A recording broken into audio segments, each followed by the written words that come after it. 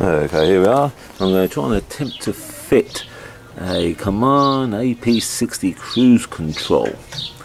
Okay, I'm going to fit it to a Kia Carnival. That's the thing there at the moment, the bonnet open.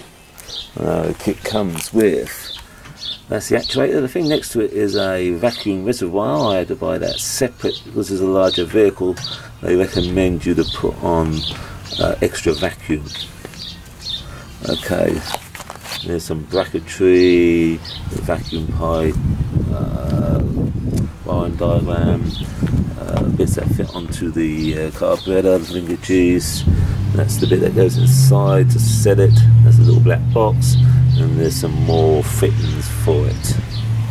Now, the biggest problem is with this is finding somewhere to mount the brackets. Mount the fittings. Okay, I think down there there's some bit of space. I can fit the actuator and the vacuum reservoir. I have to attach the cable from the actuator onto the throttle. I've got to attach the vacuum pipe, which I've been told, I asked my mechanic, and he reckoned that pipe there would be the best takeoff pipe. This cost me, with the vacuum bit and with the postage, cost me $310 Australian dollars. My mechanic would say it would take him about 3 hours, maybe more, to fit it. So looking at about $300 plus labour. So I'm going to try and do it myself. Now, one of the things I was told is that to try and attach it to one of the wires from the diagnostic plug for the pickup from the gearbox sensor, gearbox shaft rotating sensor. So that would be a good gauge for telling the command what speed I'm going.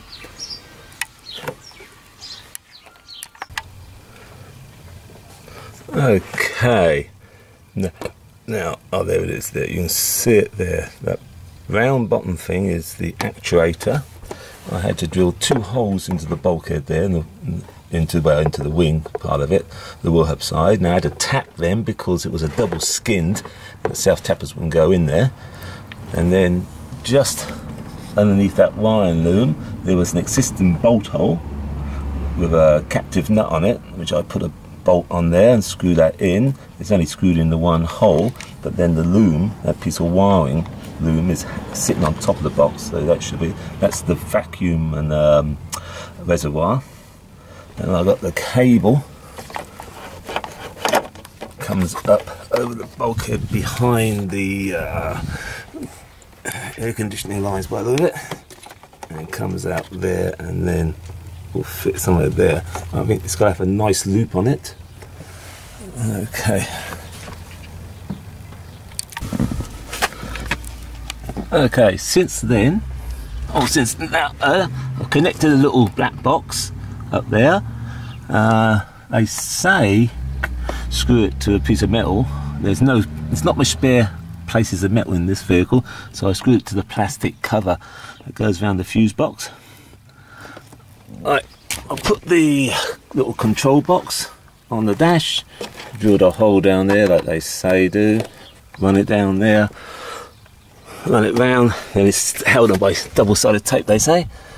There's the wire coming down from there. Put the 4-pin plug on.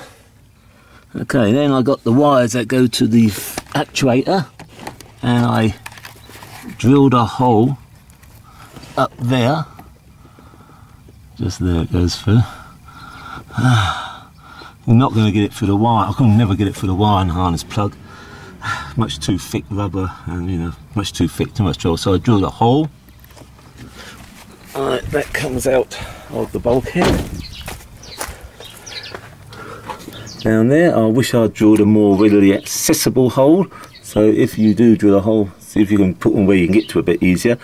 I can't get the grommet on there because it's a double hole wall and the metal's ripped, so I'm going to put some silicone around there.